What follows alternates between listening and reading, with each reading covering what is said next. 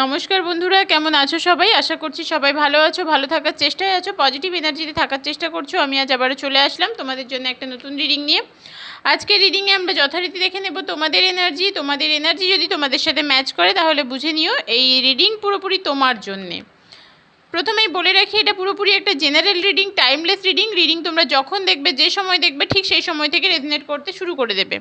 আর যেহেতু এটা general reading, প্রত্যেকের সাথে 100% ম্যাচ করবে না, এটাই স্বাভাবিক, কারণ এটা কারোর পার্সোনাল রিডিং নয়। এখানে অনেক বন্ধুদের এনার্জি কানেক্ট হয়, সেই কারণে তোমাদের সাথে যতটুকু ম্যাচ করবে, যতটুকু রেজনেট করছে বলে মনে হচ্ছে ততটুকু নেবে, বাকিটুকু ঝেড়ে ফেলে দেবে। কেউ অতিরিক্ত নিজের ওপর চাপিয়ে নিয়ে মন খারাপ করবে না, অযথা সম্পর্কে অশান্তি তৈরি করবে না, ওপেন মাইন্ডে দেখবে। শুধু এই চ্যানেলের নয়, যে কোনো চ্যানেলের জেনারেল রিডিং সবসময় ওপেন মাইন্ডে দেখবে। এটা তোমাদের একটা গাইডেন্স হিসেবে দেওয়ার চেষ্টা করি। আশা করছি এই রিডিং থেকে তোমরা কোনো না কোনো গাইডেন্স পাবে।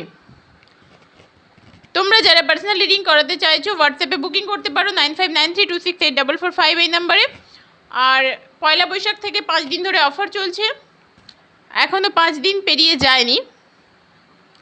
তো সেই কারণে যারা যারা অফারে বুকিং করতে চাইছো তারা হোয়াটসঅ্যাপ করে নিতে পারো। 99 রুপিস পে করে তোমরা 3টে কোয়েশ্চেনের অ্যান্সার পেতে পারো। প্রথমে দেখবো তোমাদের কি এনার্জি, তোমরা কতটা পজিটিভ, কতটা নেগেটিভ আছো। যদি মনে হয় যে তোমাদের এই এনার্জি তোমাদের সাথে ম্যাচ করছে, অবশ্যই রিডিংটি তোমার।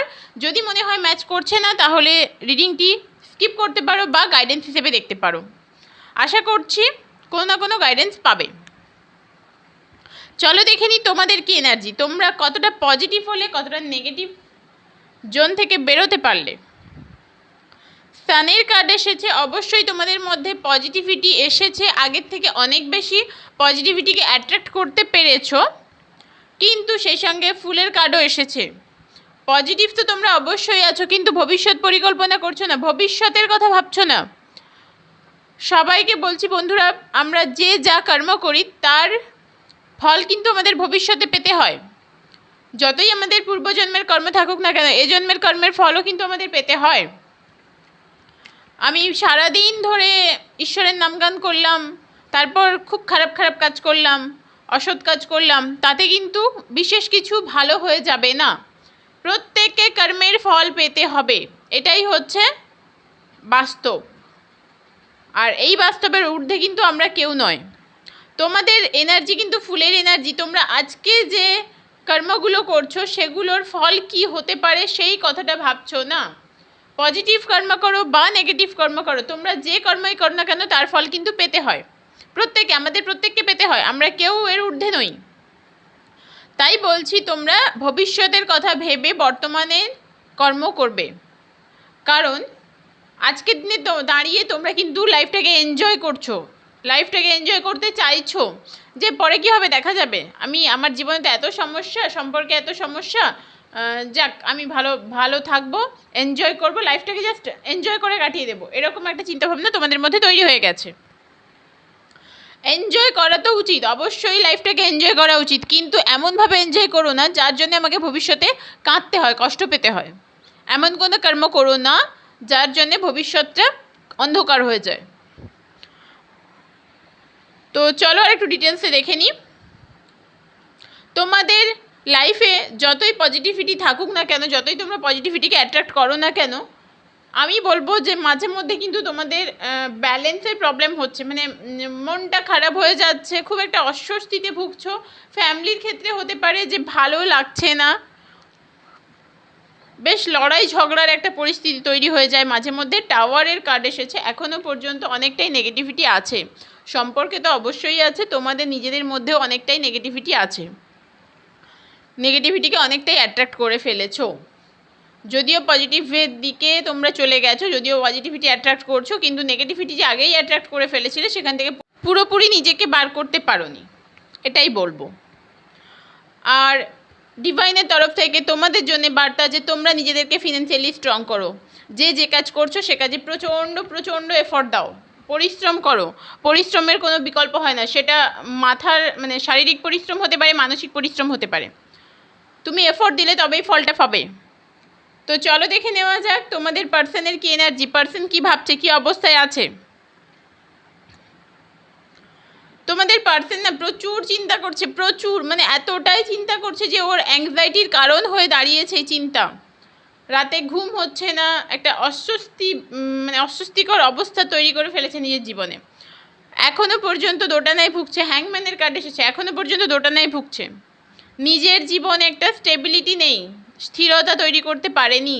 কোন দিকে যাবে, কি করবে, কি সিদ্ধান্ত নেবে সেটা এখনো বুঝে উঠতে পারছে না এই মানুষটি। ম্যাজিশিয়ানের কার্ড এসেছে। ম্যাজিশিয়ান তোমরা অনেকেই জানো, যারা কন্টিনিউ ট্যারোট রিডিং দেখো তারা জানো ম্যাজিশিয়ানের কার্ড হচ্ছে সবথেকে ভালো সুন্দর একটা কার্ড, যেটা সব কিছুর ভালোকে ইন্ডিকেট করে।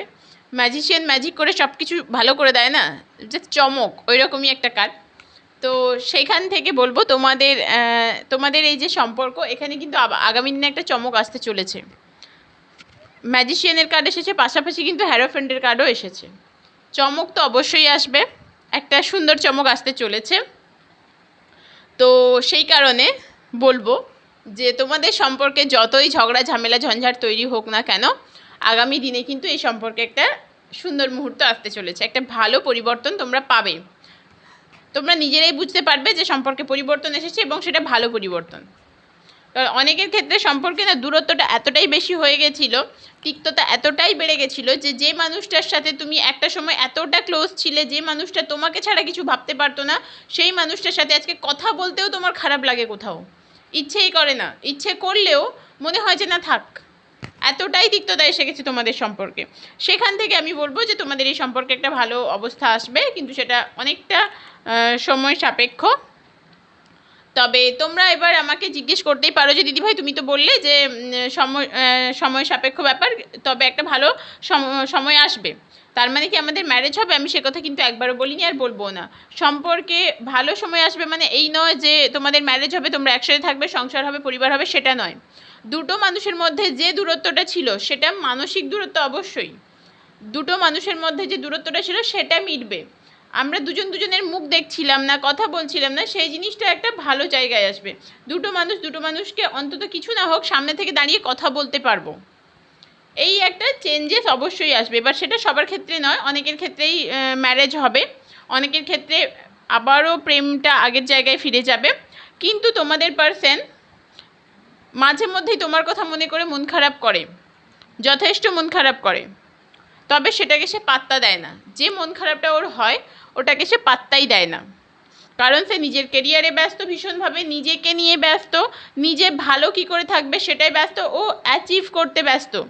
আমি অনেক কিছু অ্যাচিভ করব, এই জিনিসটাই ভীষণভাবে ব্যস্ত করে ফেলেছে নিজেকে। সেই কারণে তোমার গুরুত্বটা তার জীবনে এই মুহূর্তে অনেকটাই কম। তোমাকে না পাওয়ার কষ্ট, তোমাকে দূরে রাখার কষ্ট যতই থাক, যতই মন খারাপ হোক, সেটা কিন্তু সে গুরুত্বই দেয় না, সেই জিনিসটাকে সে পাত্তাই দেয় না। নিজের জীবন নিয়ে সে এতটাই ব্যস্ত হয়ে পড়েছে। তবে তোমাকে মনে করে, তোমাকে নিয়ে মন খারাপ হয়, এটা 100% বলবো। তো এই সম্পর্কে আমি আবারও বলছি আগামী দিনে একটা ভালো অবস্থা আসতে চলেছে।